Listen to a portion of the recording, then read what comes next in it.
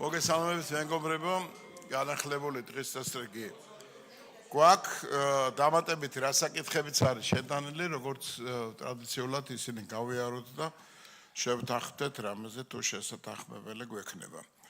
საქართველოს კანონის პროექტი ზოგადი განათლების შესახებ საქართველოს კანონის ცვლილების შეტანის თაობაზე ეს უკვე მეორე მოსმენა გვექნება და განეხილება დაჩქარებული წესით, ესეც ცნობილია. უმაღლესი განათლების შესახებ საქართველოს კანონში ცვლილების შეტანის თაობაზე ეს პაკეტია, რომელიც მოიცავს კიდევ რამოდენიმე საკითხს, ესეც თქვენთვის ცნობილია. კანონის პროექტი განათლების ხარისხის განვითარების შესახებ და მეცნიერების ტექნოლოგიების და მათი განვითარების შესახებ კანონებში არის ცვლილებების შესატანი და შესაბამისად ესეც დაჩქარებული წესით არის განსახილველი კანონის პროექტი იურიდიული დახმარების შესახებ საქართველოს კანონის ცვლილების თაობაზე და ესეც არის პაკეტი, რომელიც გულისხმობს ცვლილებებს ადვოკატის შესახებ, საქართველოს სახალხო დამცველის შესახებ, საერთო სასამართლოების შესახებ, საქართველოს პარლამენტის რეგლამენტის ცვლილებების თაობაზე დამატებით კანონ პროექტებს. საორგანიზაციო საკითხებიდან დასამტკიცებელი გვაქვს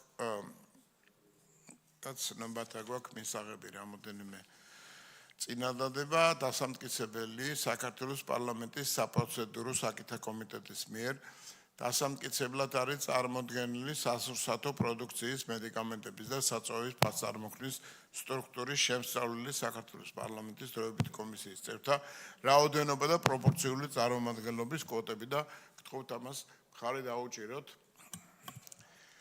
ცნობად მივიღოთ ფრაქცია ქართული ოცნების მომართვა სასურსათო პროდუქციის მედიკამენტების და საწვავის ფასწარმოქმნის სტრუქტურის შემსწავლელი საქართველოს პარლამენტის დროებითი კომისიაში ფრაქციის წევრის შოთა ბერეკაშვილის, პაატა კვიჟინაძის, გელა სამხარაულის, ზაზა ლომინაძის, ვახტანგ თურნავას, ნინო წილუსანის და მაია ბითაძის წარდგენის შესახებ და ანალოგიურად ფრაქცია საქართველოსთვის წარმოადგენს თავის კანდიდატურებს, ეს არის ბატონი შალვა კერესელიძე, ბატონი გიორგი შარაშიძე და ბატონი ქეთევან ბარაკაძე.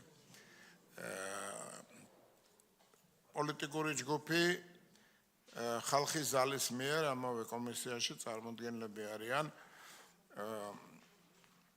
დიმიტრი